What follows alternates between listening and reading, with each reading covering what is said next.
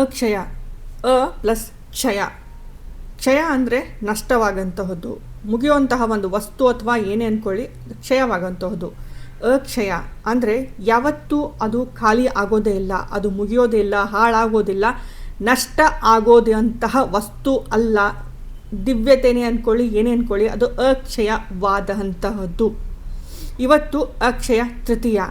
ಈ ಅಕ್ಷಯ ತೃತೀಯದ ಏನು ಮಹತ್ವ, ಯಾಕೆ ಮಾಡ್ತಾರೆ, ಬನ್ನಿ ಪುರಾತನ ಸಮಯದಲ್ಲಿ ಇವತ್ತಿನ ದಿವಸ ಏನೇನಾಗಿತ್ತು ಮತ್ತು ಶಾಸ್ತ್ರದಲ್ಲಿ ಅಕ್ಷಯ ತೃತೀಯದ ಏನು ಮಹತ್ವವಿದೆ ಅದು ನಿಮಗೆ ಸಂಕ್ಷಿಪ್ತವಾಗಿ, ಅಂದರೆ ದೊಡ್ಡದಾಗಿ ಏನು ಹೇಳೋದಿಲ್ಲ, ಶಾರ್ಟಾಗಿ ಹೇಳ್ತೀನಿ.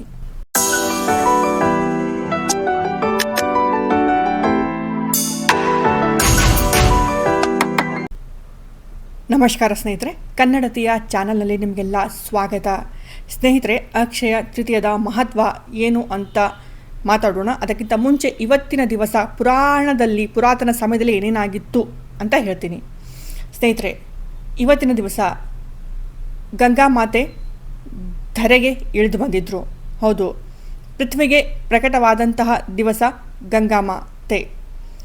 ಭಗೀರಥ ತಪಸ್ಸನ್ನು ಗೈದು ಮಾತೆಯನ್ನು ಭೂಮಿಗೆ ತರ್ತಾರೆ ಶಿವದೇವರ ಮುಖಾಂತರ. ಅವ್ರು ಹೇಗೆ ಬಂದರು ಅಂತ ನಿಮಗೆ ಅದ್ರ ಬಗ್ಗೆ ಒಂದು ಮಾಹಿತಿ ಕೊಡ್ತೀನಿ, ಯಾಕೆಂದರೆ ದೊಡ್ಡದಾದಂತಹ ಮಾಹಿತಿ ಅದು ಸಹ. ಮತ್ತು ಶ್ರೀ ಪರಶುರಾಮ ಅವರ ಪ್ರಾಕಟ್ಯ ಸಹ ಇವತ್ತಿನ ದಿವಸನೇ ಆಗಿತ್ತು. ಮತ್ತು ಮಹಾಭಾರತದಲ್ಲಿ ಒಂದು ಪ್ರಸಂಗ ಬರುತ್ತೆ ಸ್ನೇಹಿತರೆ, ಅದೇನಂತಂದರೆ ಮಾತಾ ದ್ರೌಪದಿ ಪಂಚಪಾಂಡವರು ವನವಾಸದಲ್ಲಿರ್ತಾರೆ.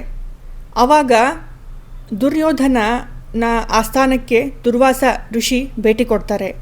ಆವಾಗ ದುರ್ಯೋಧನ ಅಂತಾನೆ, ನನ್ನ ಹತ್ರ ಬಂದಿದ್ದೀರಾ, ನೀವು ನನಗೆ ಆಶೀರ್ವಾದ ಕೊಟ್ಟಿದ್ದೀರಾ, ಹಾಗೆ ನನ್ನ ಸಹೋದರರು ವನವಾಸದಲ್ಲಿದ್ದಾರೆ, ಅವರನ್ನು ಸಹ ನೀವು ಆಶೀರ್ವದಿಸಿ ಹೋಗಿ ಅಂತ ಹೇಳ್ತಾನೆ. ಅವನಿಗೆ ಗೊತ್ತಿರುತ್ತೆ ಇವರು ಆ ಋಷಿ ಅವರೊಬ್ಬರೇ ಇರೋದಿಲ್ಲ, ಅವರ ದುರ್ವಾಸ ಋಷಿ ಜೊತೆಗೆ ಅನೇಕ ಶಿಷ್ಯರಿರ್ತಾರೆ.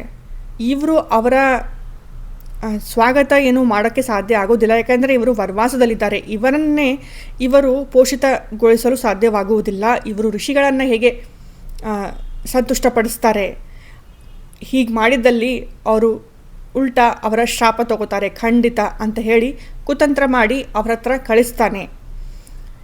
ಋಷಿ ದುರ್ವಾಸ ವನವಾಸದಲ್ಲಿದ್ದಂತಹ ಆ ಪಾಂಡವರ ಹತ್ತಿರ ಹೋಗ್ತಾರೆ.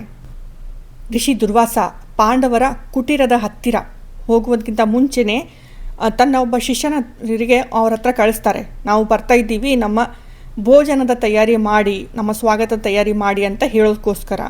ಅದಕ್ಕಿಂತ ಮುಂಚೆ ಅವರು ನದಿಯಲ್ಲಿ ಸ್ನಾನ ಮಾಡ್ತಾರೆ, ಏಕೆಂದರೆ ಅವರಿಗೂ ಸಹ ಸಮಯ ಸಿಗುತ್ತಲ್ವ ಪಾಂಡವರಿಗೆ, ಅದಕ್ಕೋಸ್ಕರ. ಆ ಸಮಯ ಮಧ್ಯಾಹ್ನದ ಸಮಯ ಆಗಿರುತ್ತೆ, ಭೋಜನ ಎಲ್ಲ ಮಾಡಿರ್ತಾರೆ. ಪಾಂಡವರು ಎಲ್ಲರೂ ಭೋಜನ ಮಾಡಿದ ನಂತರನೇ ಮಾತಾ ದ್ರೌಪದಿ ಅವರು ಭೋಜನ ಮಾಡ್ತಾರೆ. ಮಾತಾ ದ್ರೌಪದಿ ಅಂದರೆ ಶಕ್ತಿ ಸ್ವರೂಪ, ಅವರು ಅನ್ನಪೂರ್ಣೇಶ್ವರಿಯ ಒಂದು ರೂಪನೇ. ಮಾತಾ ದ್ರೌಪದಿಯವರು ಭೋಜನ ಮಾಡಿದ ನಂತರ ಅಲ್ಲಿ ಏನೂ ಇರೋದಿಲ್ಲ, ಅದಕ್ಕೋಸ್ಕರನೇ ಮಾತೆಯವರು ಎಲ್ಲರೂ ಭೋಜನ ಮಾಡಿದ ನಂತರನೇ ಅವರು ಭೋಜನ ಮಾಡ್ತಾರೆ. ಅದಕ್ಕೆ ಅಂತಾರೆ ಹೆಣ್ಮಕ್ಕಳು ಆಮೇಲೆ ಭೋಜನ ಮಾಡಬೇಕು ಅಂತ. ಅದು ಸಹ ಒಂದು ಕಾರಣ ಸ್ನೇಹಿತರೆ, ಇವೆಲ್ಲ ಒಂದು ದೊಡ್ಡ ಕಾರಣ. ನಾನೇನು ಹೇಳ್ತಾ ಇದ್ದೆ, ತನ್ನ ಶಿಷ್ಯರಿಗೆ ಅವ್ರ ಹತ್ರ ಕಳಿಸ್ತಾರಲ್ವ, ಆ ಒಂದು ಮಣ್ಣಿನ ಪಾತ್ರೆಯಲ್ಲಿ ಒಂದು ಅಗಳಿದಿರುತ್ತೆ. ಆವಾಗ ಪಂಚಪಾಂಡವರು ದ್ರೌಪದಿ ಮಾತೆಯವರು ಚಿಂತಾಗ್ರಸ್ತರಾಗಿ ಕುಳಿತುಕೊಳ್ತಾರೆ, ಏಕೆಂದರೆ ಅವ್ರ ಹತ್ರ ಅಷ್ಟು ಸಾಮಗ್ರಿ ಸಹ ಇರೋದಿಲ್ಲ ಭೋಜನ ತಯಾರು ಮಾಡಿ ಅವರನ್ನು ಸ್ವಾಗತ ಮಾಡೋದಕ್ಕೋಸ್ಕರ. ಅವರು ಚಿಂತಾಗ್ರಸ್ತರಾಗಿ ಕುಳಿತುಕೊಂಡಾಗ ಅಲ್ಲಿ ಶ್ರೀಕೃಷ್ಣ ಅವರು ಪ್ರಕಟವಾಗ್ತಾರೆ ಅಂತೆ. ಶ್ರೀಕೃಷ್ಣ ಅವರು ಇದೆಲ್ಲ ಸಂಗತಿಯನ್ನು ಕೇಳಿದಾಗ ಮಾತೆ ದ್ರೌಪದಿಗೆ ಅಕ್ಷಯ ಪಾತ್ರೆಯನ್ನು ಉಡುಗೊರೆಯಾಗಿ ಕೊಡ್ತಾರೆ ಅಂತ ಸಹ ಒಂದು ಮಾಹಿತಿ ಇದೆ, ಪ್ರತೀತಿ ಇದೆ. ಮತ್ತು ಇನ್ನೊಂದು ಮಾಹಿತಿ ಪ್ರಕಾರ ಏನು ಅಂತ ಹೇಳ್ತಾರೆ ಅಂದರೆ, ಧರ್ಮರಾಜ ಯುಧಿಷ್ಠಿರ್ ಅವರೇನಿದ್ದಾರಲ್ಲ ಅವರಿಗೆ ಸ್ವಯಂ ಸೂರ್ಯದೇವನೇ ಅಕ್ಷಯ ಪಾತ್ರೆ ಕೊಟ್ಟಿದ್ರು ಅಂತ ಹೇಳ್ತಾರೆ. ಇಲ್ಲಿ 2 ಪ್ರಕಾರದ ಪ್ರತೀತಿಗಳಿವೆ ಸ್ನೇಹಿತರೆ. ಒಟ್ಟಿನಲ್ಲಿ ಅಕ್ಷಯ ಪಾತ್ರೆ ಇವರಿಗೆ ದೊರಕಿತ್ತು, ಶ್ರೀಕೃಷ್ಣರು ಕೊಟ್ಟಿದ್ರೋ ಅಥವಾ ಸೂರ್ಯದೇವ ಕೊಟ್ಟಿದ್ರೋ ಅದ್ರ ಬಗ್ಗೆ ಖಡಾಖಂಡಿತವಾಗಿ ಹೇಳೋಕ್ಕೆ ಆಗೋದಿಲ್ಲ. ಮತ್ತು ಈ ವನವಾಸದ ಸಮಯದಲ್ಲಿ ಅಕ್ಷಯ ಪಾತ್ರೆ ದೊರಕಿದ ನಂತರ ಪಂಚಪಾಂಡವರಿಗೆ ಯಾವತ್ತೂ ಈ ತರಹದ ಕಷ್ಟಗಳು ಬರಲಿಲ್ಲ ಅಂತ ಸಹ ಹೇಳ್ತಾರೆ. ಇವು ಪುರಾತನ ಸಮಯದಲ್ಲಿ ಇತಿಹಾಸದಲ್ಲಿ ನಡೆದಂತಹ ಕೆಲವು ಘಟನೆಗಳು ಅಕ್ಷಯ ತೃತೀಯದ ದಿವಸ.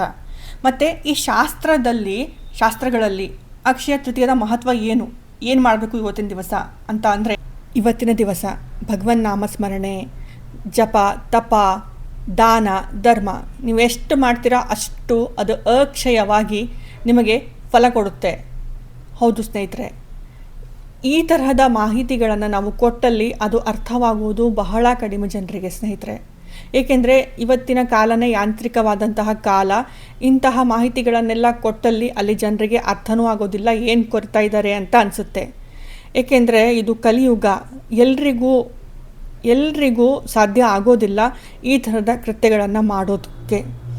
ಯಾರು ಮಾಡ್ತಾರೆ ನೋಡಿ ಅವರು ತುಂಬ ಲಾಭಪ್ರದ ಜನ ಆಗಿರ್ತಾರೆ ಅಂತ ನನ್ನ ಅನಿಸಿಕೆ. ಕಾರಣ, ಕಲಿಯುಗದಲ್ಲಿ ಕಲಿ ಏನಿದ್ದಾನೆ ಅವನು ಎಲ್ರಿಗೂ ಅಂದರೆ ಮನುಷ್ಯನಿಗೆ ಸದ್ಮಾರ್ಗದಲ್ಲಿ ಹೋಗೋಕ್ಕೆ ಅವನು ಬಿಡೋದಿಲ್ಲ. ಅವನು ತನ್ನೆಡೆಗೆ ತಗೋತಾನೆ ಮನುಷ್ಯರಿಗೆ. ಇಲ್ಲಿ ನಡೀತಾ ಇದೆ ಅದು.